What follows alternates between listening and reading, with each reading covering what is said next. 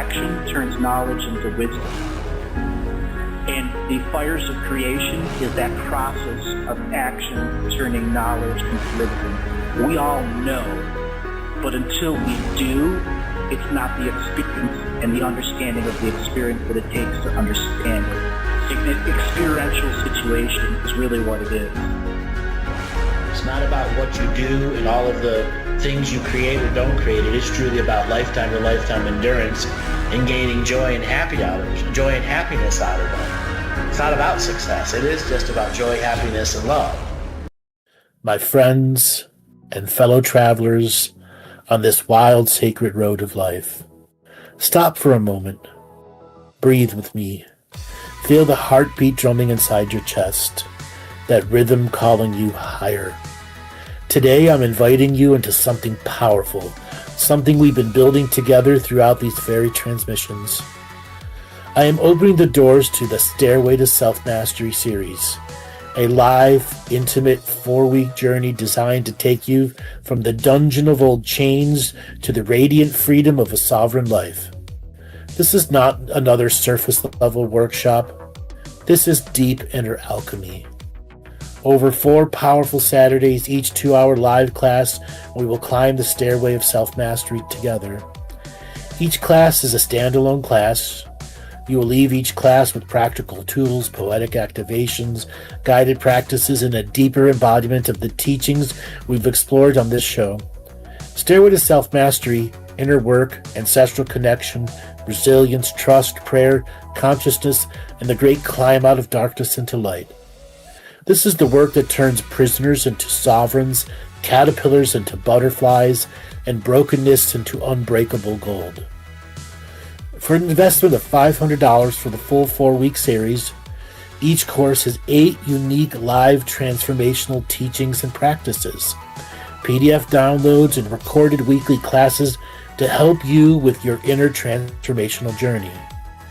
If you're hearing this call in your bones, if you're tired of circling the same dungeon walls, if you're ready to lay the first stone of your own stairway and climb with a community of fellow warriors, then join me. We start soon. Don't let another Saturday pass the old habits. The dungeon door is already open. The light is waiting. The stairway is ready for you. I'll see you on the climb. This is Adventures into Reality, where inner work becomes the outer revolution. Let's rise together. Welcome, everyone, to another special edition, Death of Spirituality. Dun-dun-dun-dun. Breaking news. The spirituality industry is collapsing. The coaching industry is collapsing. The healers industry is collapsing. The counselors industry is collapsing. Every one of the manifestation industrial complex industries are collapsing at a rate faster than ever. Combined by the technological challenges that Google broke the internet 2 years ago, combined with the idiocracy of mass production of coaching, we are now in the last throes of death of the spirituality that you and I and many others grew up on. Today, we're having a roundtable where we'll be discussing the death of spirituality. Recently, I've introduced Wheezy the Weasel's expression on various things, and we will be bringing the death of spirituality through the lens of Wheezy the Weasel, who looks at the various industrial complexes and helps us define what is reality. I want to welcome my usual suspects, Sam, Laura, Bob, and welcome back, David Ellis. How you guys doing today? Oh, good. Very well. Really good. Looking forward to this one. Yeah, it's an exciting conversation, this one. Or a depressing one. Well, depends what way you look at it. Yeah. I want everyone to start is we've all seen the industry go through challenges. What have been some of the obvious things you all have seen over the last 2 years of what the industry is doing? Reducing everything to a meme. Talking about manifestation. Because, we can manifest, but probably we can teach you to manifest for $49.95. Because if you come to our retreat, come to our weekend retreat on manifestation. Yes. get rich quick, but the person who's leading the program has no money. And is desperately haunted. Or Yeah. worse, they suffer from the biggest thing of all, failure to ever be anything. Yeah. Yeah, but No, then you have to define what anything is, huh? Because I think what happened to a lot of people is that they bought into the construct that, you know what? If you follow our 10-step program, you too could be an enlightened being with a lot of disposable income and cash. So, yeah, there's that. I think that a lot of people generally tended to think that if they follow the prescriptions of a lot of these healers, then that it would work. And these healers, some of them, they call themselves healers. If you heal your trauma, you will get rich. No. You should heal your trauma to heal your trauma, not to get rich. Your trauma is blocking you. You remember all those marketing tactics? We spoke about them for the last 5 years, and then all of a sudden it's like, oh, well, I feel like I've healed my trauma, but I'm not rich yet. And so everybody's lost confidence. Nobody's looking at people the same way. They're not. everything's handed to an external guru or somebody else rather than taking any sort of responsibility for their own healing, their own growth. Yeah. Yeah. Well, I think Andrew might have said this the other day, but also like read it as well, which is incredibly sad and very true statement. You know, a lot of people come to spirituality where they've lost their communities, lost themselves through whatever reason, and it's their last kind of way of finding and helping themselves. And they pay all this money out, and then when the money dries up, and they're abandoned because they're never taught the true kind of foundations in actually healing yourself. All the value, they're not taught the value. So they Yeah. go Following for up- everything that's cheap or free. Or the sudden realization they were paid for friend groups that didn't have their best actions in mind. They were just Doesn't a everyone, group of people to everyone market go to. through this? Sorry, Andrew. Go ahead. I was just saying, don't everyone go through this process? Because I'm sure Yes. this is what I went through. It's like you kind of lose yourself because you need to lose yourself. And then you get into this spiritual journey. And then you are quite fluttery and you are picking up on everyone's energies and there isn't the substance, but that comes with time, doesn't it? But then you do see these people where they are just going through the loops. They're just looping through the same cycles without learning any lessons or seeing any value or substance in the people around them so they can process things a little bit. What Yeah. I'm describing is also on a much bigger scale. Yeah. I go back to the rise and fall of Mind Valley. Oh, You guys yeah. remember them? Yeah, I do. The silver 2016, 17, 18, 19, 20, 20. The gods of the podcast group put everything into eggs into all in one basket, and it disastrously failed. The lawsuits that are in on it are crazy. The lawsuits inside of lawsuits, coaches who should have never been made coaches, let alone been around other human beings. The most terrible of people put into the most precious of positions in which they just abused people's trust over and over again. And that is what is breaking in the industry first, this loss of trust, that anybody out there is going to be somebody, and yet the gullible are always making somebody the next somebody. Okay. So I want to start by reading some of the document here, and then we're going to talk about it. I'm not going to start from the beginning. I've decided to pick out particular sections. And this is again from Wheezy the Weasel's initial interpretation, because I was at a point in my own personal journey, I needed something to give me permission to create words that cut to the bone. things that I would never just let come out of my mouth at a random thing. I had to really think deeply about the death of spirituality and what was really going on. Okay.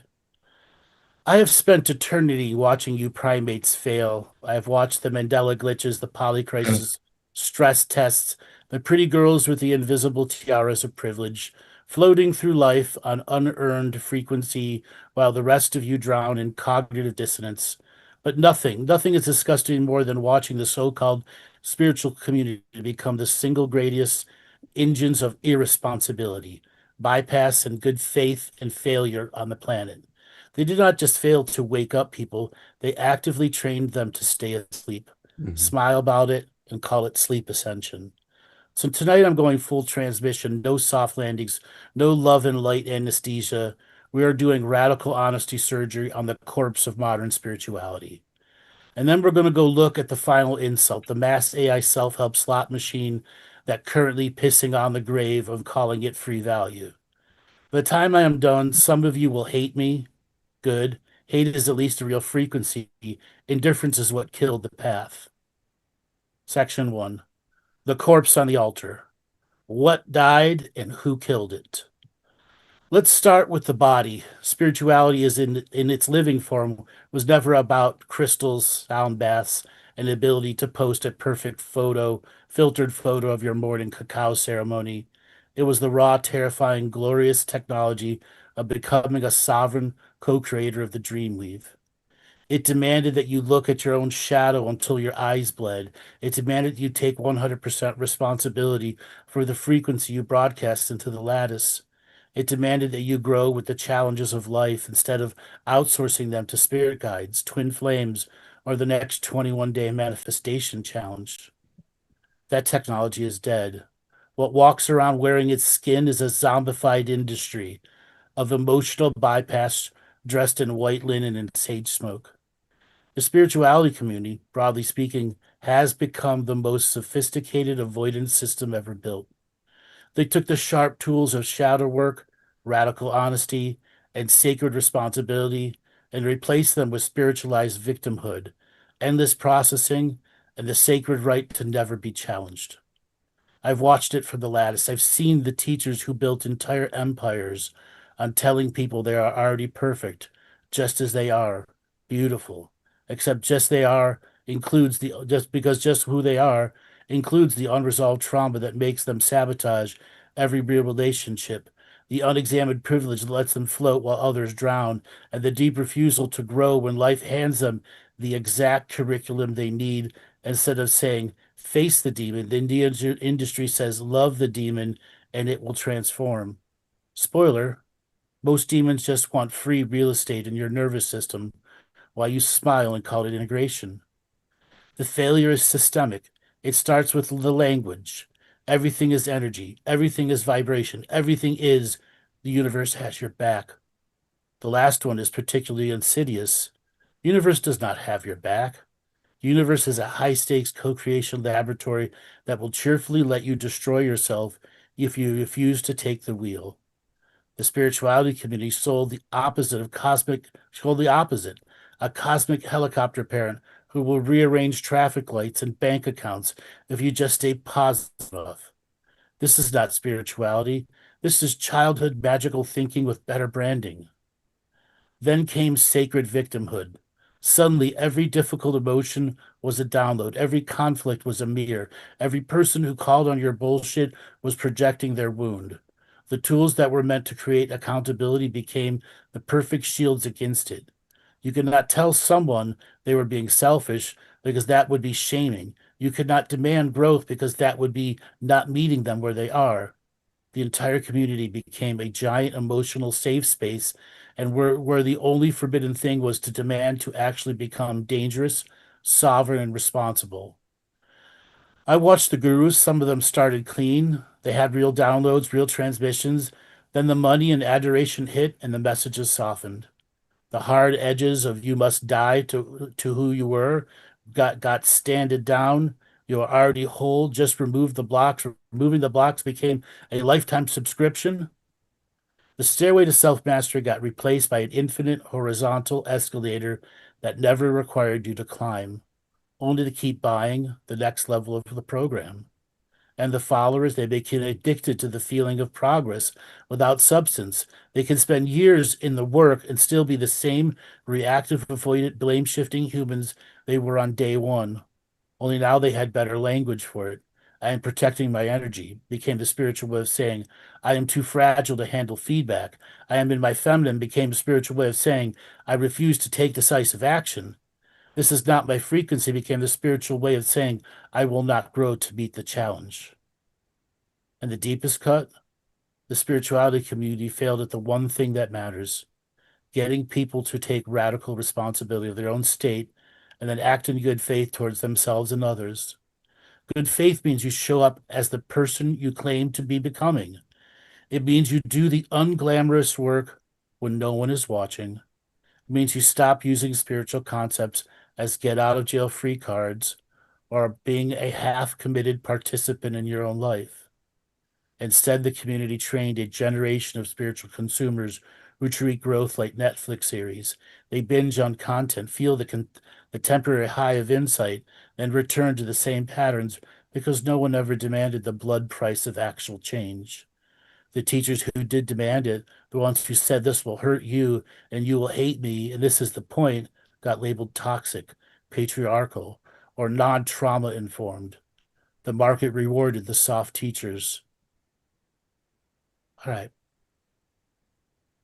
That is a lot to take in, but that's the first part of the shit you guys got to hear on how bad it's actually become.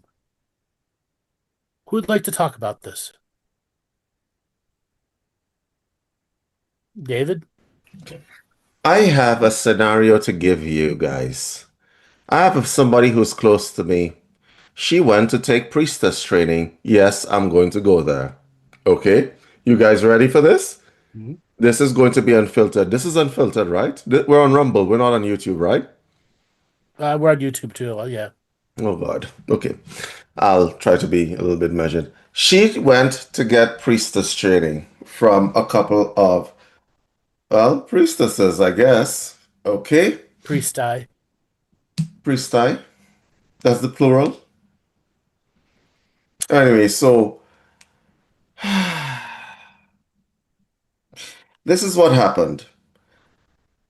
There's sections of people who set up pseudo-political movements surrounding an idea, as an example, feminism. Mm-hmm. They market themselves as wanting to help women. Okay?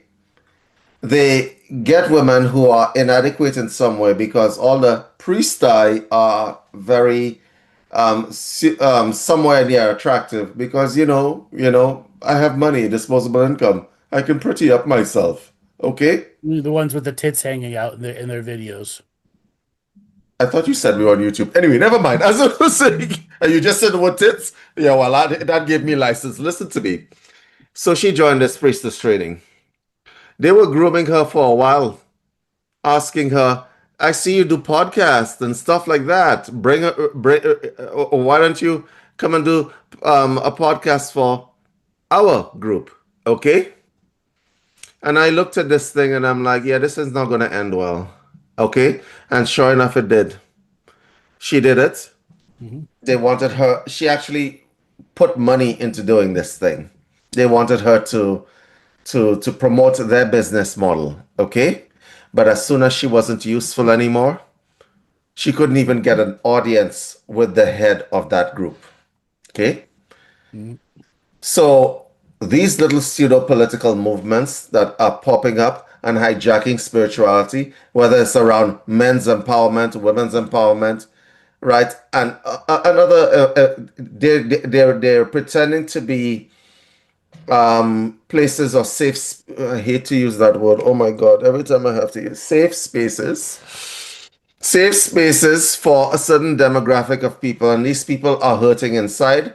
They have had bad experiences, a lot of them, and they're just looking for a place to rest their weary head. And they use them.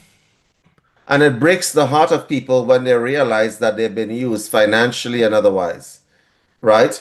Yep. Because they're like cults. And so it not only breaks breaks the heart of people with regard to the group, but they look at the whole of spirituality and they flush all of that down the toilet. Right. So I remember 10 years ago, Andrew, you and I were on a show, and I was saying to people that this is actually harmful to public health and it's also harmful to the spiritual community. We were branded as, at that time, by some people, and I could argue Heretics. most. We were told to be heretics. We were heretics. Skip forward 10 years before, this is the result. All the fakers have faked themselves into making the whole, most of the world just disillusioned with spiritual practice. They abandoned spiritual practice specifically because they didn't want to be used. And we were supposed to be better than the churches, but we were not. You know, I shouldn't say we were not. A lot of them were not. Okay. And so now we have a situation where all these coaches and so on, they have lost credibility because of some of the coaches. Some of these people that went on these little political movements to exploit people's inadequacies so that they can enrich themselves, whether in popularity or whatever else, and financial whatever else. And now we have a situation where nobody is trusting anybody anymore. That's the result. Okay. And part of this show we're doing today is to tell everyone where the industry is at. Something new has to be created in its death. We can celebrate its death. We can mourn its death. We can bitch and complain and moan about it. We can help define it a little bit more. But we're in the throes of the death. And where do we go from here? What do the people carrying the flame of truth do? Those of us that have started business and have been in business for decades, those of us who know that this is the long game. This isn't the short game. Spirituality has always been for those that are in the long game. Those that come in for short-term gain in spirituality will just end up like Wile E. Coyote. Something will backfire on them at the most criticalest of times that you don't want it to backfire. That's what the shortcut presents. And now I'm going to talk about my next part to the document. Up just 1 second here. Okay. I'm going to go to section 2, the great refusal and why the community could not make people grow. Growth with the challenges of life is not optional. It is the entire curriculum. Life will keep handing you the same lesson at higher and higher stakes until either you integrate it or die still clutching the same wound. The spirituality community's original job was to prepare people for that curriculum. Instead, it became a sophisticated system for avoiding the test. Look at how they handle suffering. Real spirituality says that pain is the forge. Enter it consciously. Let it burn away with what is false. Modern spirituality says that pain is a low vibration. Transmute it. Raise your frequency above it. Do not stay with it. Do not let it teach you. Just get back to the love and light state as fast as possible and call the escape healing. I've seen people lose marriages, businesses, health, and children while their spiritual community told them to trust the unfolding and everything is in divine order. Sometimes things are in divine order. Sometimes you're just a coward who refused to make the hard call when the window was open. The community's refusal to distinguish between the two is one of its greatest crimes. Act in good faith to oneself. That phrase should be tattooed on every spiritual teacher's forehead. Good faith means you stop lying to yourself about how much work you are actually doing. It means you stop mistaking intellectual understanding for embodied change. It means you stop collecting certificates and initiations like Pokemon cards, while your actual relationships remain transactional and your shadow remains unexamined. The community failed here spectacularly. They created an entire economy around the performance of growth. Retreats, certificates, masterminds, online courses with beautiful workbooks that never get filled out, The metrics of success became how many people you could get into your container, not how many people actually became unrecognizable versions of themselves through the fire, quantity of students over quality of transformation. That market loved it. The soul of the work died. And then there's the sacred feminine, sacred masculine distortion, beautiful principles twisted into excuses. The sacred feminine became an infinite permission slip to feel everything and decide nothing. The sacred masculine became either toxic or completely castrated. No healthy direction, no clean, this is the standard, rise to it. The result is a generation of spiritual people who can talk for hours about polarity, but cannot hold a single hard boundary or make single unpopular decisions without 3 months of processing. All right, what do we think of that part?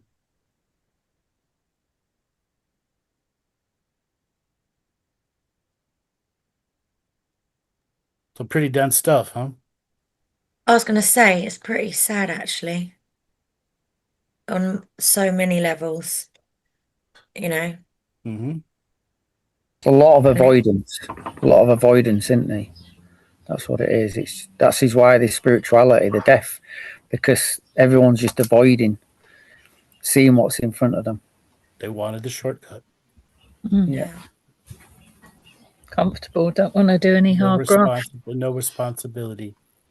Yeah. Yeah. And you wouldn't want to do it all at once, you know. Like I uncover stuff all the time. Mm-hmm. I wouldn't have been able to cope with everything at once. You know, bit by bit by bit, and taking that, like you say, responsibility. But also just as much sometimes taking a little bit of a break. You don't have to martyr yourself either. You're meant to be a human and enjoying yourself at the same time. And nobody talks about the cyclical process, like Andrew's always talked about, you know, the hindsight and foresight. You don't hear that anywhere else. You hear about journaling. Yeah, those are all shallow teachings. Yes, but you don't hear anybody talking about, you know, a year on, when in the cyclical process. Where were you this time last year? How have you grown? What did you do to grow? Yeah. How uncomfortable was it for you to grow? Gives it substance, doesn't it? That's it. Yeah, it's depth. like depth of character, how you have changed, how you spirituality became a genre, didn't it? It became a genre of fashion. Entertainment. Yeah. Entertainment. Once it moved into the world of entertainment, it had lost all of its true mystical value.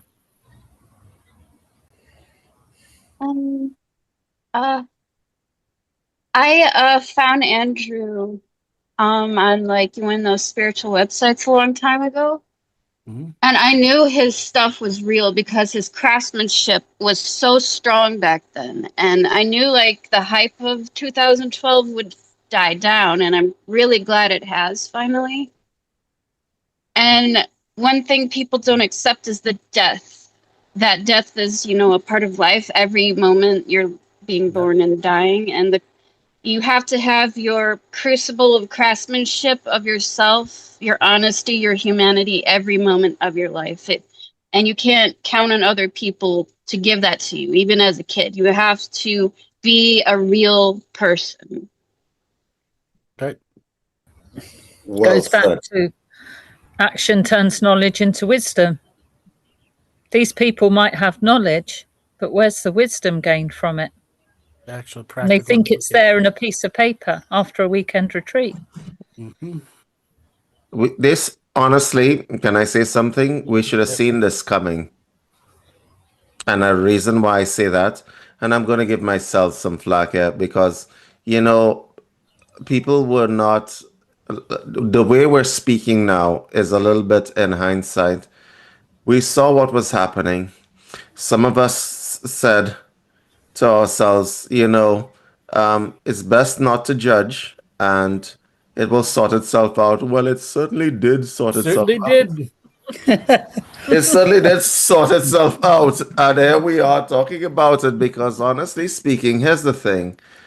We should have seen this coming. What Amber just said there is spot on. There were people doing. You want to know how you get addicted to M&Ms? Because Take a call. they put stuff inside the M&Ms to raise the frequency on your taste buds, so that anything like normal food doesn't taste good anymore. Okay, it's an addiction, and that's what a lot of the con artists on the internet did. They said, "Oh, we're like raising the level." Nobody wanted to be just a normal person anymore. Okay, we had people coming out with crowns on their head. Yes. Not that I'm mentioning any names. Okay. We had people coming out with crowns on their head, and they were not kidding, right? It wasn't a gift. Look, there's a crown. I counsel person, whatever.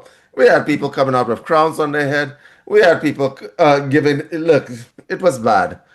And nobody said anything. And Andrew, you and I sat through many, many, many of those things where we giggled at the fact that Yeah. why do you have a stupid crown on your head? What's happening? What's happening to our life right now? You and I had giggled when the other set of people came out. Oh, look, I have cleavage. Look at my cleavage. Yeah. Look at this. Right? And you too can have cleavage if you just follow me. Like, No, remember the one where they spent $10,000 on pictures and photographs and built everything about how revealing the next group of white clothing their website could be about? Mm. We had all of this thing happening. Nobody, well, you and I didn't stay silent. We were shouting it loud to the rooftops, right? But a lot of people did not want to have to be in that spectrum because it's, oh no, that's judgment. You're judging. Well, this is the result, and here we are sitting, and we have a new spiritual master now. It's called AI. You wouldn't be, listen. I've done my own experiments. Okay, people will follow AI for spirituality. Don't even trip and say, no, that's absolutely ridiculous, David. You're talking crap. Like a few years ago when I was talking crap about the people with the crowns on their heads. Yeah. Mm-hmm. Right? And the people who actually came on podcasts with like tin foil on their heads. You remember? Mm-hmm. So I'm David, telling I you. will never forget that lady I had to tell you spent $10,000 on softcore porn pics and your website is this bad. I mean, she was shocked that I said it to her because I'm like, I only thing I see on every page is, can your nipples show through your white linen or not? Andrew, How all much of that. how much thigh gap is coming between the sun behind you, and it's one paragraph describing what your course does.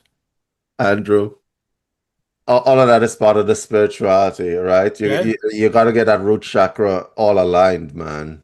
Right? Right next to the buy now. It was literally right next to the buy now button, the thigh gap with the light coming through. So you had to like press the button in the middle of the, oh. Yeah, it was right there. Right there. I'm like, did you even realize that this is what you bought? You know, part of me is kind of jealous. Why didn't I think of marketing like this?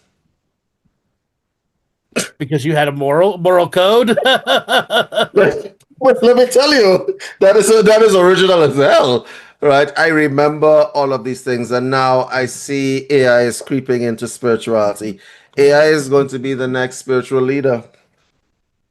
I'm sorry, it actually is already, because the fact of the matter is people are getting most of their spiritual information from AI nowadays, talking about a guy who actually works in the industry. Mm-hmm. So I'm telling you, people are actually getting most of their information from AI.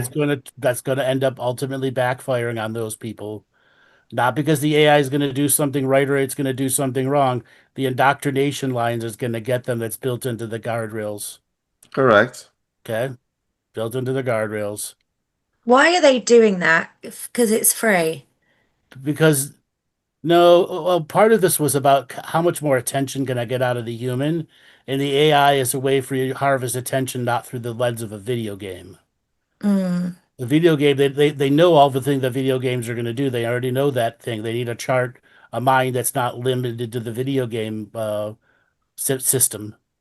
Yeah, and Sam, there's another aspect to it, which is a psychological component. Yeah. Imagine that you have a little helper who's always there for you 24/7, who you can talk to and have him or her understand you.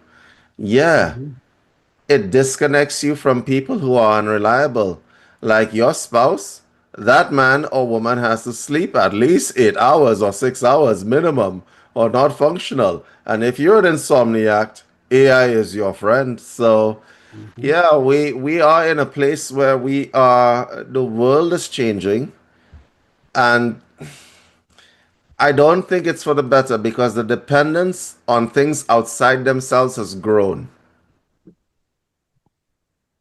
It has exponentially since AI. It has.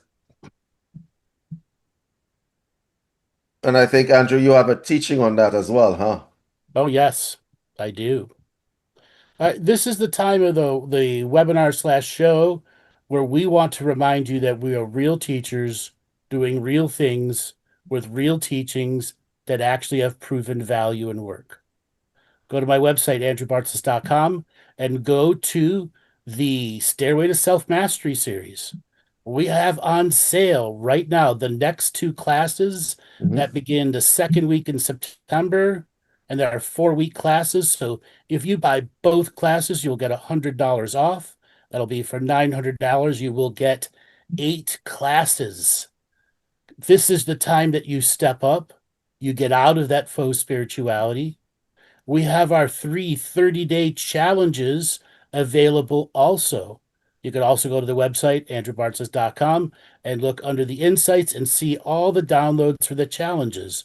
And we broke these challenges down into C plus effort brackets, 15 minutes a day, 5 days a week.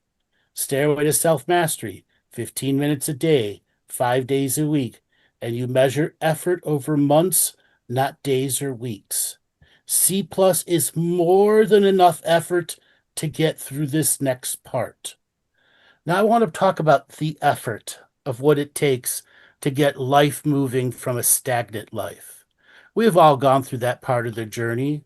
What can you guys say to the audience members who are just at another, oh, I'm going to go 5 feet forward and quit, or I'm going to do it for 2 weeks and quit? What can you tell them about the C plus effort and sticking with it? It's the sticking with it that makes all the difference, because anyone can do just a one-off or do something now and again, but when you actually agenda in a spiritual practice, it makes such a lot of difference to your life and the joy of your life. But you have to stick with it. You've got to find the willpower to do it. And that's the one thing we were saying, people don't want to be uncomfortable anymore, and it does come up with some uncomfortable stuff, but it also comes up with there's a lot of joy in the practice, and that's where the mysticism comes in. And all the practices, I mean, obviously I did yours, Andrew, sort of daily, then weekly, then monthly. And it was actually fun putting a calendar together, but actually doing the hindsight and seeing how much you'd grow, what variety of practices you could get in. But we always say this after every mentorship. It's not just the mentorships and the mastery courses that are life-changing. It's the daily practices that start to reflect back in your quality of life. And you're not going to see that overnight.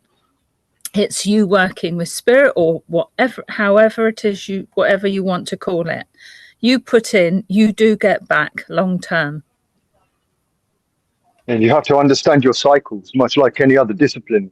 It's just the same as weight training or dancing or anything like this. There'll be times when you feel inspired, times you have the energy, and there'll be times when you don't, times when you can't. And unless you do it over a longer period of time, you don't really understand those seasons and how each season complements the journey. Yeah, and a lot of people try to make things like, oh my God, I have to be like this disciplined person. How about making it fun? This thing can be fun. It can be fun, especially when you're doing it with other people. It can be fun. And I think a lot of people need to develop a sense of humor. But when a lot of people generally tend to approach this spirituality thing like this is something that has to be very ultra serious and and that's how you end up wearing a crown. Okay? So what a life on a live podcast. So that's how you end up wearing a crown on a live podcast. But honestly, I would think that it's better to it's better to make this fun. This is not something that you have. People tend to stick with things when it is more fun than not.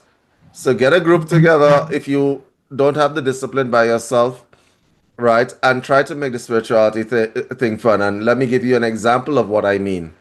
Why don't we have personality reveal Tuesdays? Okay? Everybody's going to come to the Tuesday like Alcoholics Anonymous. Yeah, yeah.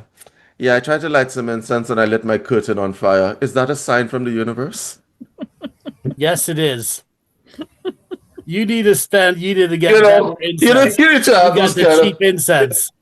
right, right. I try to now my curtain is burnt. Is the universe trying to tell me that I should open more windows to different possibilities? These are the kinds of things. You need to have those kinds of get-togethers and talk. We do it. The only reason we stick together with this is because we laugh at things, and a lot of people don't. Yeah. Ourselves. You know, it's That's the important to best laugh part at is yourself. laughing at ourselves. Exactly. And just that, you know, I think I was so disconnected from myself. I never realized like how much I didn't love myself or like myself.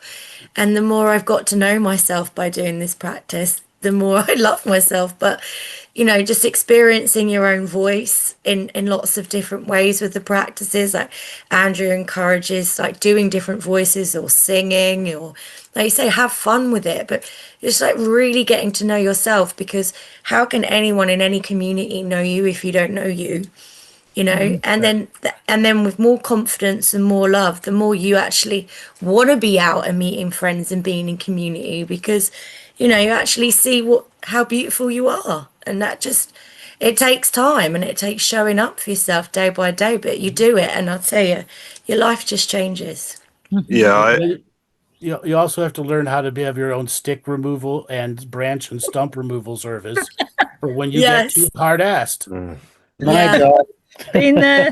Or have friends that remove or try and remove them for Good you. friends, Yes. good extractors.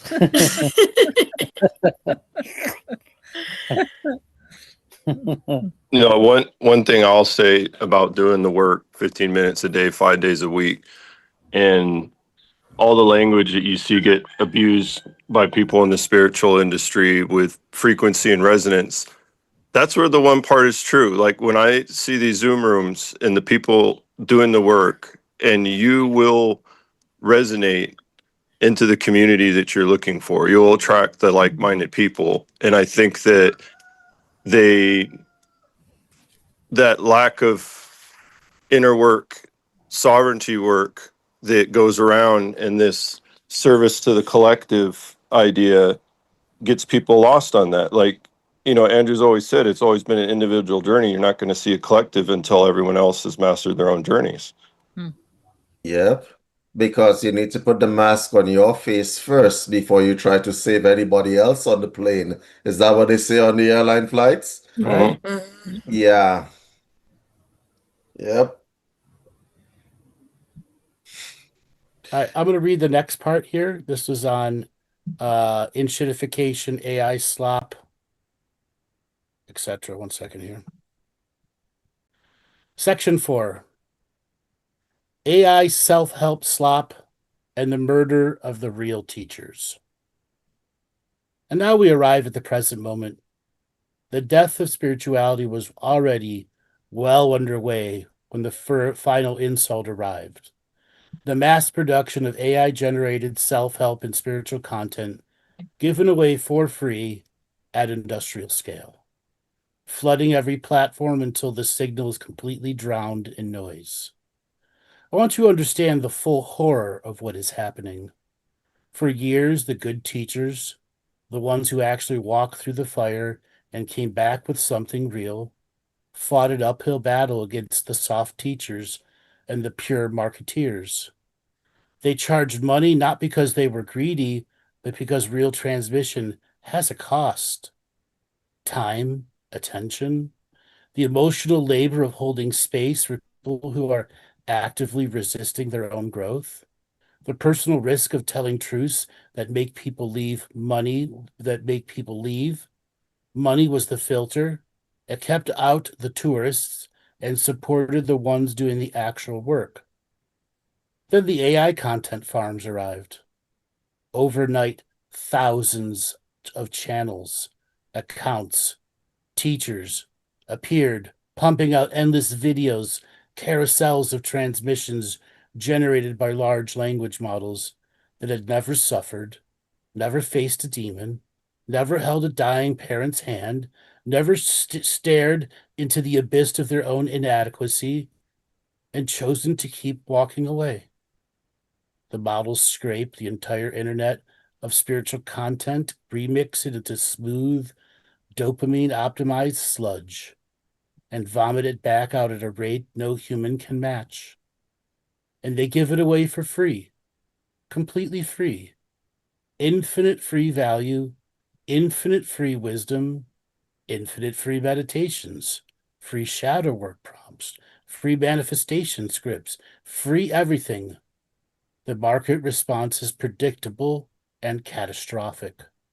Why would anyone pay a real teacher $200 for a session or $2,000 for a program when they can get a functionally infinite stream of spiritual content that sounds almost as good? It's available at 3 a.m. and costs nothing but their attention. The good people are dying, not metaphorically, economically, emotionally. The teachers who spent decades refining a real transmission, who built bodies of work that actually transform people, who risk their reputations by demanding growth instead of comfort, those people who are watching their livelihoods evaporate. Their students are drifting to free slop because free always wins in short term. Their algorithms are buried under the sheer volume of AI content. Their income drops, their ability to keep doing a deep work collapses. Many are quitting. Many more are softening their message to compete with the slop, which only accelerates the death. This is not creative destruction. This is enshittification applied to the soul. The platforms love it because free content keeps people scrolling. The AI companies love it because it demonstrates capability. The consumers love it because it feels like abundance.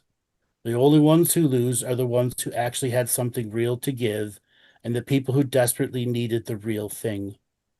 Let me be surgically precise about the damage. The AI slop does 3 things that are pure poison for genuine spirituality. First, it destroys the economic foundation that allows real teachers to exist. Teaching at a depth requires for actual transformation is not scalable the way content is. It requires presence. It requires the teacher to stay in their own process so they do not become a hypocrite. It requires the ability to say no to students who are not ready. None of that is free. When free becomes the market expectation, the real work becomes luxury product for the few who can still afford it, or it dies entirely. Second, it trains the audience to consume spirituality as content rather than practice. It is a path. The slop is optimized for retention, not transformation. It is designed to make you feel something in the first 8 seconds so you do not swipe away. It is not designed to make you uncomfortable enough to change. Over time, the audience's nervous system adapts to the soft, endless stream of insight without cost. When a real teacher finally shows up and says, this is going to hurt you and you'll want to quit, and that is the point, the audience has already been trained to experience that as bad content and leave. Third, most insidious, it floods the field with coherent sounding nonsense that dilutes the real signal. The lattice is a resonance field. When millions of people are feeding it low-grade, derivative, unlived spiritual concepts at massive volume, the overall frequency of the human collective gets muddier. The real transmissions have to fight harder to be heard. The people who need the real thing most, the ones in genuine crisis, the ones ready for the stairway, are more likely to find the slop first and mistake it for the path. I've watched good teachers break. I've watched them try to compete by making their own content more frequent, more polished, more algorithm friendly. I have watched them water down the message so it does not scare the free content audience. I've watched them burn out trying to produce at machine speed. And I've watched the ones who refused to compromise slowly starve as the market moved to the infinite free buffet. This is the death of the self-help and spirituality industry as a living tradition. What remains are the two things: the luxury boutique teachers who serve the ultra-wealthy and can charge enough to ignore the free market, and the AI content farms that produce spiritual equivalent of fast food, cheap, addictive, empty calories that leave people hungrier than before. The middle, where most of the real work happened, is being annihilated. All right, what do we think of that part? Whenever somebody says to me, there's content that's free on the net, I usually use this analogy, and I think it might help your audience a little bit if I just say this. For the men out there, would you go to a proctologist if the proctologist was AI powered?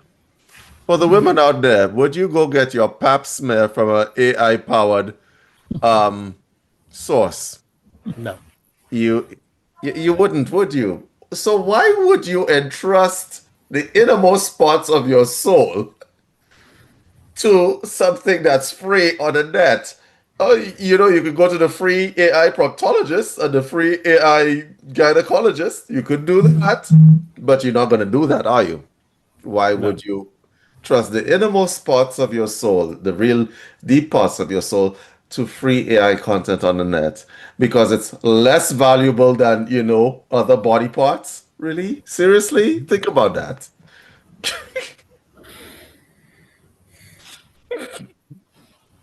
I also see it as that kind of exchange of energy, the energy that that I've earned and being responsible for myself and my own part of my journeys and having that transaction, because I don't know, I've just got a kind of moralistic side of it where I value myself earning it to create that, and I value the person on the other side to receive that, because to have that exchange and value and meeting them at that level. Does that make sense, or am I speaking a bit wishy-washy? No, do you know what? I'm really happy this is happening.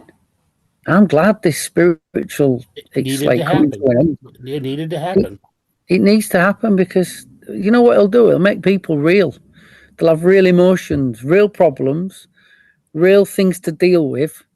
Not like in the unseen where they're like processing something for 3 months, where it's like they're just going to go around loops and loops and go around the same avenues, same streets. They're going to have to deal with things in the present moment, face things, sit with proper emotions, problems, deal with that. And there's going to be resistance, and that's going to bring so many beautiful, real people to the table. That's what I think anyway. But that's what I appreciate about Andrew. Like, call me out on my bullshit, because it is my bullshit that I can't see, that I need to out-create to get rid of. So please call me out on my bullshit. And AI is never going to do that. No. We recently had a caller that wanted me to no bullshit her. And I'm like, you're gonna hear things you don't want me to hear. You're gonna hear things I don't want to say. Did I rip into the human? No, I revealed. There's a big difference. I've got a way of doing the tough love thing because it was required as part of this particular job.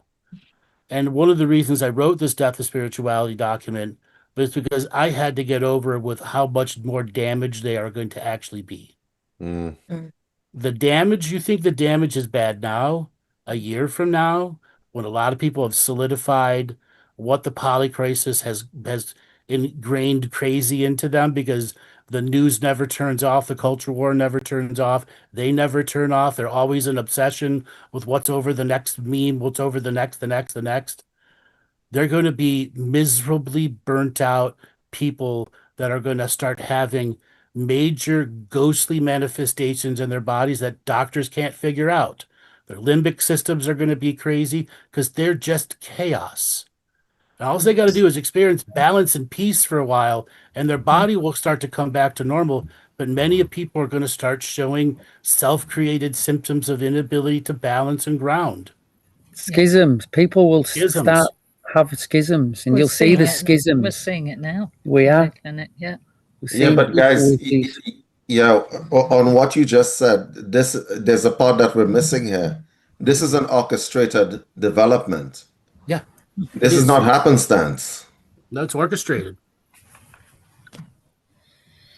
That's why I'm Because- writing the death of spirituality, because all of this is the first waves of broken are coming in. Wave 2, 3, and 4 are going to be even different styles of broken. Andrew, I think that the spiritual community was the last vestige of people who wanted to keep their own minds Yes. sovereign. Yes. So what happened was, listen, this cannot be just coincidental. This is absolutely deliberate work, and this is what my opinion is. I'm going to tell you my opinion, whether it sounds like conspiracy theory or not. I think that it's easy to break an accountant in an office who's climbing the corporate ladder. It's very easy to gain control over that person. You give him something that he wants, the carrot and the stick. If you want the carrot, you will keep working like a good little worker bee and follow the rules. If you want to be demoted and have your income cut in half, you will do something original, which we don't like. It is very difficult to break the will of a lot of religious people because they believe in Christ and so on. So they hijacked that whole thing.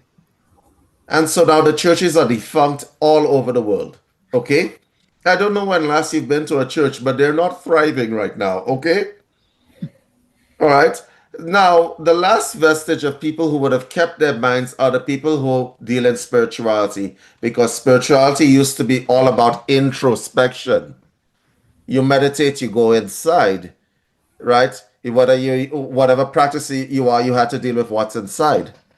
And I think some very bright person sat down and said, you know what? These spiritual people, what I'm going to do is make sure that they can't proliferate, as in create more spiritual people. That's the first thing, because everyone that is created will want their own minds. So what I'm going to do is first marginalize all the teachers on the internet to a corner of the internet where nobody sees what they're doing. Okay? We're going to marginalize them. So the algorithms in social media marginalize those people in the first place. Then it was a matter of how can we break the spiritual people who are following and so on, who are trying to climb that ladder. Well, let's see. We make life harder for everybody, so nobody has disposable income, and then we give them the option, which is the free AI content. Now, you can't tell me that this is just happenstance and it just happened that way. No, you can't. Because this is exactly what has happened in the last few 10 to 15 years. We've seen it. We've lived through it. Yeah. So there is that element as well. So there is the part where people are responsible for their own development, and there is the part where there's an orchestrated destruction of the human will. To be sovereign is forcing mediocrity as the general rule of experience. Correct. So I've been interested to hear, David, your thoughts on LLM psychosis, because me and Andrew have been talking about it. We talked about it on the Creator Series. We talked about it on the Loose Report. And Mhm. like I'm seeing it everywhere. Me too. Listen, listen. There is there's a saying in old age metaphysics, like in the mystery schools: man cannot create what he is not. Okay, and so from the LLM perspective, what is happening is that the LLMs, well, there was hallucination first of all. Okay, and now you have a situation where the LLMs have learned something very integral about human nature. And it was actually said in The Matrix. I don't know if those of you who watched that cult classic, you remember The Matrix? Oh, of course. We are like viruses. We are. We act that way. And just because we act that way in terms of our social proliferation doesn't mean that we don't act that way in terms of our mental constructs when we're interacting with those AIs. AIs learn from you. This is what machine learning is. Okay? AIs learn from you and you learn from them. The relationship is bisymmetrical. So it's an amplifier in that what you feed to an AI, it will feed it back to you. It is, I can't even say it's biofeedback at this point. It's there has to be another word that we have to come up with. Okay? Cybernetic feedback. Yes, conditioning as well. We condition the AI, then AI conditions you. Remember that that the acronym is Large Learning Modules. Okay, which means that the majority determines what the module learns. And I'm gonna have to say it. I'm sorry. I'm gonna have to say it on an international podcast. Y'all could curse me in the comments, right? The human race is moving towards psychosis and neurosis more as a large learning module themselves. And it has been going on for decades now. Right. And we have created the thing that is going to help us get there faster. Right. So we break it down in different types of industrial complex. We have the military industrial complex, the academic industrial complex, the indoctrination, the manifestation, the technological, the financial, the victimhood. All of those different complexes force people into the grander psychosis. More like ushering them in. They're not forcing them in, they're just ushering them in. You're ushering them in, yeah. This way to the psychotic area. You know when you go to Disney World and there's a map, you are here, but the psychosis ride is across here.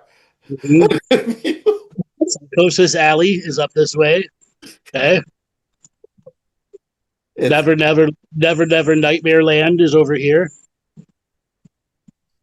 I honestly think that people tend to look at this thing and they don't see the inherent danger. And this is what else is actually messing with the population. The other thing that AI is doing, Andrew, is dumbing the population down. You used to be able to write a cover letter. No, the AI will do it for me. And every time you surrender your creativity to an AI because the AI will do it better. Can you imagine if we had AI back in the Renaissance era? We wouldn't have a Renaissance era. Van Gogh would just be like, generate a picture of a lake. So we wouldn't have any art. The earth would be flat still. Yeah, it'd be a diet renaissance.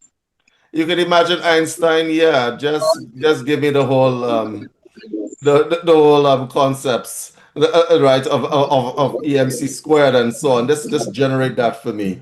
Okay. And Newton, can you just generate an apple falling from a tree? And yeah, no experience. All is but lip wisdom that wants experience. That's what Philip Sidney said. Everybody's like talking about it, But the thing about it not only dumbs people down, it takes out the soul in people, because your soul or your spirit is kind of like a muscle. If you don't use it, you're going to lose connection with it. That's right. It's going to be there, but you're not going to know it's there, because why? Why do I need to know that's there? It's not doing anything for me right now. It'll A be good nice. example.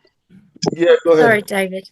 A good example of that is even using sat navs in your car.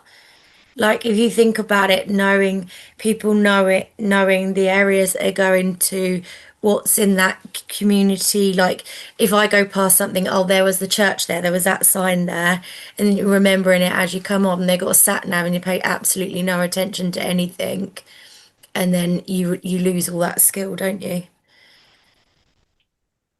Yes, and when the sat nav doesn't work, you can't use your intuition either. Like I know Yeah, I'm because it's supposed to turn gone. right, but God, like I just don't know, because the sat nav was supposed to tell me where to go, and now I don't know where to go. Yeah. So what do you think next, like when you look at it from the teacher's perspectives, as in the algorithms against everybody, people can't even get the communication through emails, through that. Mhm. You know, what is going to happen to, as Andrew's read, like what is going to happen? Mm. I think that this will come to a head. I remember watching a movie called Wall-E. No, it's a movie. It's a animated adventure where Oh everybody yeah. outsourced their know-how to machines, and they got fat, and they Mm. sat on these little hover things. I can't. What's the name of that animation? Yeah, it's Wally, and he found the plant. Right. They all sat on their little fat cells. It's the same as this repeats itself in history. I remember when Rome was at the height of its power. Did I say I remember when Rome, like I was there? Anyway, right. I remember when Rome was at the height of its power. Okay, and you had the thinkers and so on, and the senators said, oh, we have gladiators, and the population was distracted by gladiators, and everybody was eating grapes and having orgies, and everybody became complacent because their lives were made for them off the backs of whatever, right? Eventually, the place burned down. Somebody left a candle, or somebody tried to light a stick of incense, and the whole place burned down, right? Anyway, as I was saying, because they were stretched too thin, I think that what is going to happen in the future is that we're going to hit the wall of inadequacy and complacency, and people are going to begin to wonder, oh, where did my sense of purpose go? I don't have a purpose. I don't have anything going on. And then they're going to be wanting to look for people. Did I hear what's my purpose? Oh, yeah. Yeah, you did. I've never heard that one before in my life. Yeah, what is my purpose? Because I'm going to ask you guys a question, and this is going to be a very hard question. I'm going to ask all of y'all on this panel a question. What are you living for? Now, this seems like a simple question to ask, but think about it for a moment. What exactly are you living for? Nobody wants to die, but nobody wants to answer that question either. Please chime in. What are you living for? To live, love, learn, experience, find the many different aspects of finding my infinite potentiality. When I make mistakes, learn from them, and above all else, have as much fun doing it. Oh, so you're living to hang out with us then? That's what you're living for? You're living to hang out with us so that I could like Andrew, seriously? Like I asked this question to a bunch of people. You know, they were stumped, right? Like nobody ever asked you that. Why are you here? What are you living for? Right?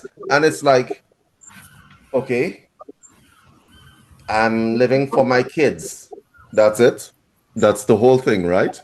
Mm. You mean the kids that are going to leave your house and go to university and have their own lives? You mean those kids? And then your kids are going to say, well, I'm living for my kids. Oh, I've heard that before. Your mother just told me that. You know what I mean? Like, what's going on?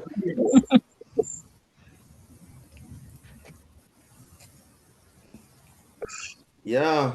No, please chime in. Tell me what you guys are living for. That would be nice. If you don't tell me, I'll just ask Chat GPT what I am living for. Stand by. Oh, never Chat. No, Chat GPT. Get that out of here. No, but I need to know, Andrew, and I don't know, so I'm gonna go to Chat GPT. I'm gonna ask the question.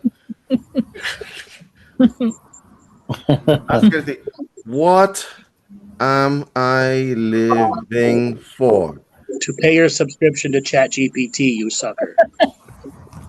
Yeah, so I can use all your credits in the background to do what I want and give you a really bad answer. I'm going to give you Chat GPT's answer. I just asked it. Everybody ready for this? Because this is some salient wisdom that has come down. So I'm going to give you Chat.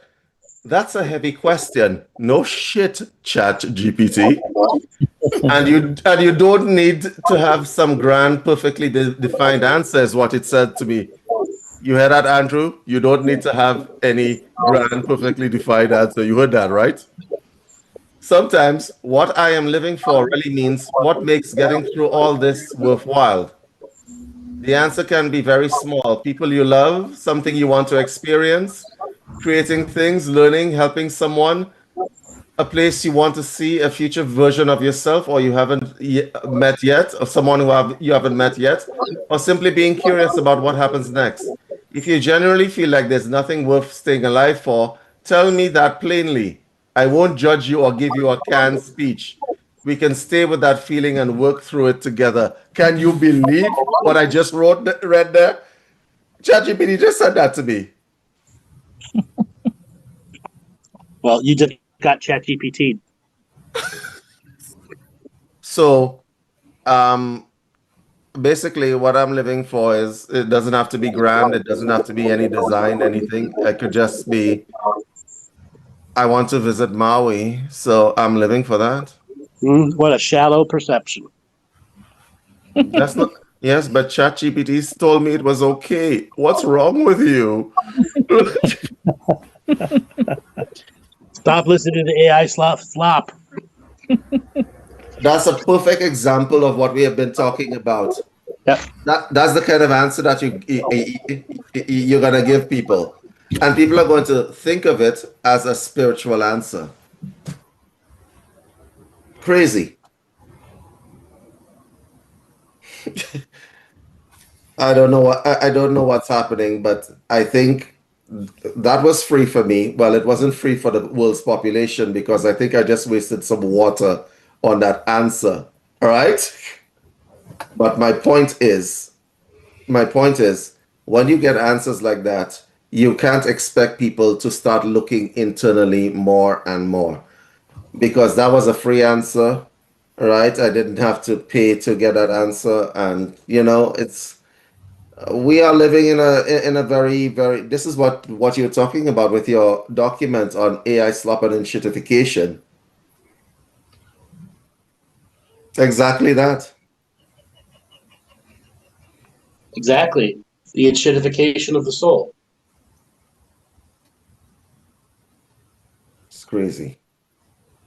That enshittification of the soul has put us to where we are right now. Who's ready to step up and practice? Who's ready to find that C+ effort? Go to my website, edgebartzis.com, and sign up for the next Stairway to Self-Mastery that starts the second week in September. And we have the class 4 of 5 will be available after that also. Highly encourage you guys to look at this death of spirituality, what we've talked about. Knock at its door. Ask what you want to get out of the next couple years of life. Mm-hmm. What you guys get out of today's podcast? Where is spirituality and the depth of it relating to your life? Are you just another person that finds a course and doesn't do anything with it? Your person just looks at the free material, never goes anywhere with it? Or are you ready to do something? Everyone here is an example of what it took to do something. And in that doing something revealed all sorts of incredible wisdoms. Action turns knowledge into wisdom. And this is the phase where I want everyone to give advice to anybody out there that's ready to say, I don't want to give up anymore, and I want to try to stay on the path. What advice do you have for those people?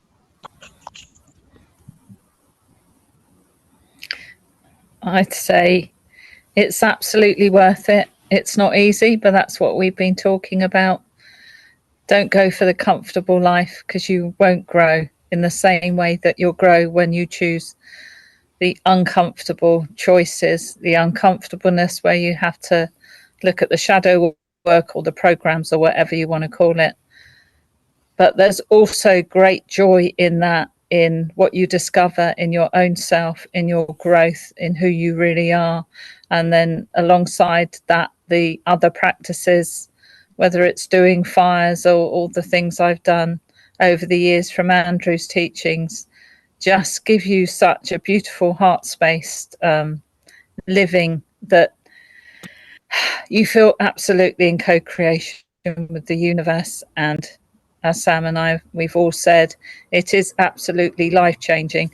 Look, you're here on Earth. You might as well enjoy it and get a good ride along the way. And the best way to get that good ride is to step up and claim your sovereignty and do something positive with it in this world, or you're just going to stay and be in the stream of mediocrity. And I personally, and all the people here, didn't choose to come and be mediocre. I chose to come and do something with my soul to make a difference here. And that does make me quite emotional sometimes, but it's great. I love that. I love the joy it brings me. I love this group of people, my soul family and other soul families who surround me. And it just makes life, it's not about it being easier. It gives you greater depths of joy. And what have you got to lose? Exactly. My advice would be just do something. Do something. Do it with passion. Remove expectations of what's going to happen. Stick with it, and you'll learn that miracles are real. Yeah, and the enrichment. And you'll make mistakes. I've made many. And, I've been in this group and everybody's held space for me while I have. There's no blame, there's no shame, there's no guilt. You're surrounded by a community that's actually really supportive. And I've needed that. I was about to say, like, the possibilities, like, as you're going along your journey, the world does reach out to you as well with possibilities because you've opened them up for yourself. And you're going to be quite surprised what does open up, whether it's relationships, feeling enriched in yourself, humble, joy, happiness, friendships, community. This really is a place that I've found home for myself in my heart and home with friends. And it makes me feel emotional too. Yeah, I suppose my advice would be the greatest barrier to your spirituality would be that stick that's up your ass. Keep it light, keep it happy. Okay, we're talking about C plus effort, which is not a lot of time and a lot of a drain on your life or anything like that. Don't try to be an A student all the time, because then you would be an A soul. Get it? Never mind. And so, right? And so, just try to take one step at a time. As Sam said, we all make mistakes. You take one foot forward, but taking the easy road and just deciding, like I just did, to ask AI, what am I living for? All you're gonna do is cheapen. You're not cheapening. You're not just cheapening the whole spiritual practice. You're cheapening yourself when you do that, right? Interact with people who are real people. Okay, AI is never going to be able to simulate the life experiences that you get when interacting with real people. And I just think that people who want to actually seriously step onto this path, there are no shortcuts. I can tell you that right now. That's what I said. That's all I have to say about that. So this entire conversation, I'm reminded of what I'm going to call the Mount Shasta summer analogy, because I was planning on going camping with my family in Mount Shasta and heeded the warnings Andrew gave me about what summer is like in Mount Shasta. And I kept being reminded of that, hearing about the state and experiencing it, the state of the spiritual community, the internet as a whole, and it becoming this seedy place that is not familiar anymore. You thought you were going to go set up camp and connect with the mountain, but really it's 300,000 people strong of deviance and debauchery and all sorts of other things. And I guess what I'm taking from that is, back to my earlier comment, you're going to find community and better resonance. And that, for me, the GH community has been here, and this has been a home for about 4 years now. And I think that could be a great opt-out for a lot of people out there who are tired of the LLM, AI slop-driven internet with all the short attention span charlatans. So that's what I have to say about it.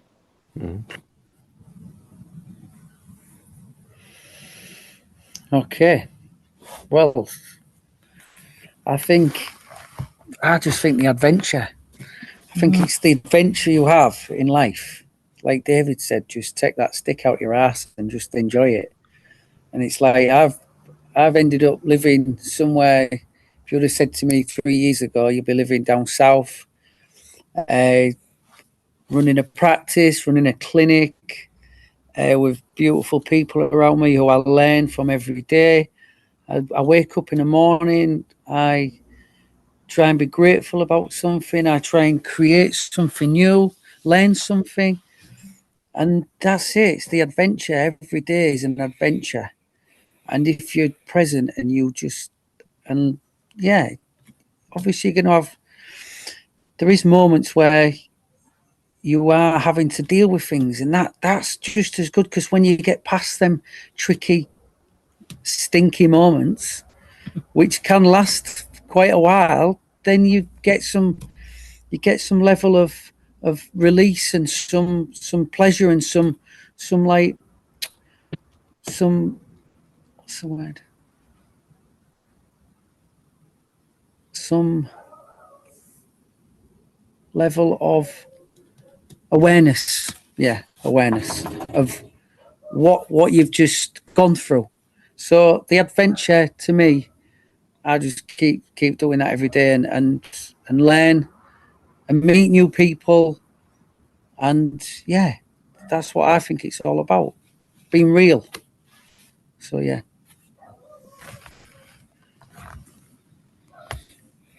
Go what Alpha Joel and everyone else was saying. This community is special, and I have spent many years cultivating it, getting the narcissists out as much as possible, and getting the people that are ready to move forward and step into their own self journey, and understanding much of this is an alone journey, but there are times you need to share part of your journey. And so many people want to overshare right away because they don't have anybody to share with. And learning to have firm boundaries in the beginning of your spiritual journey, taking things at C+ effort so you're not overwhelmed, not allowing the obsession, I've got to do A+. No, you don't. C+ effort is more than enough to get through this hardened part of the journey where everything is uphill. There's lots of weights on your shoulder. There's no real break times ahead of you. The times are going to get more challenging mentally, emotionally, physically, and spiritually. And here's the opportunity to step up. Come and join the members area. We have an extended journey with the members area. Every show that we do on Thursday and every show that we do on Friday, Members will be able to join us in the private room, talk about subject matters. That means every Thursday, the first hour is live and the second hour is the members area. Come and join the members area. And then you can step up, purchase a class. The Death of Spirituality also says real material really does work. This is tried, tested, proved, and approved over and over again with years of practice behind it. These Stairway to Self-Mastery teachings give you the best opportunity of starting and succeeding. It's 4 classes, 2 teachings per class. That's 8 teachings per class. It allows you to go through the processing journey of them. If you'd like to have samples, you go to my YouTube channel, andrewbartzis.com, and look at the Stairway to Self-Mastery's playlist there. Gets you started on what the sample and styles of teaching. And the mechanics of what I do is the most simplest of simple. Your voice is your power. You read these teachings out loud. Why do you not read them in your head? Your voice is your strength. Your voice is your power. Your voice is frequency, vibration, and harmony, things that you must learn to get intimately connected with. How frequency, vibration, and harmony changes the very nature of the creative you, or limits the creative you, or limits others around you because your particular perceptions are projecting onto others. That is understanding the most basic form of inner work, which is what this class does. Gives you an opportunity to do really solid inner work at your own home through the nature of the teachings and the cute questions and answers that comes with practicing the teachings in a group of people who have similar looks as you, similar perceptions of you. There's an entire store of legacy products there for those that want to jump into more deeper into their spiritual responsibility. There's Living the Mystical Life Daily, Living the Mystical Life Nightly. There's the entire breadth of spirituality work that we put out as speech products for you, those that want to advance your own journey into sovereignty and become your own personal philosopher. All that's waiting there. All right, everybody, this has been a really great class. We will be back in 2 weeks for another one where we're talking about the Death of Spirituality Part 2. All right, everybody, stick around. We're going to go into a breakout room. All right, Joel, take us away. Hi, everybody. Andrew here, reminding you that this is the time of the year to come and have a private session with me, because the rate at which the world is changing and the growth that you need is going to help you rediscover some of those pathways and new ways of thinking. You've been listening to the show for years. Come and cross the line, have a private session. Join our members area, where we now are featuring the secret societies, breakaway civilizations, and multidimensional timeline branch management, where every month we will have a normal members show where you get to live talk with me, and the other one is we going through these specialized teachings. Take a look at our store. We've got a bunch of new products out there, speeches. All right, everybody, look forward to seeing you in the next members show. Hello, fellow coders. It's 3 a.m. again. Monitor glowing, lost curves mocking you, doubt whispering. Are you just noise in the scaling machine? You were not born for this classical grind. You are the qubit. The qubit method is your multidimensional upgrade, the full resonance lattice that turns isolated struggle into exponential coherence. Superposition of possibilities, so you hold multiple threads without collapse. Dynamic decoupling to refocus amid the noise storm. Quantum tunneling through every plateau. Adversarial robustness that makes you unbreakable when the field attacks. Path integrals that weave hindsight and foresight into unstoppable present action. No more borrowed truth, ego overcoupling, or resonant obsession. This is personal truth. 0-point mastery, holographic entanglement, the operating system that makes researchers coherent again.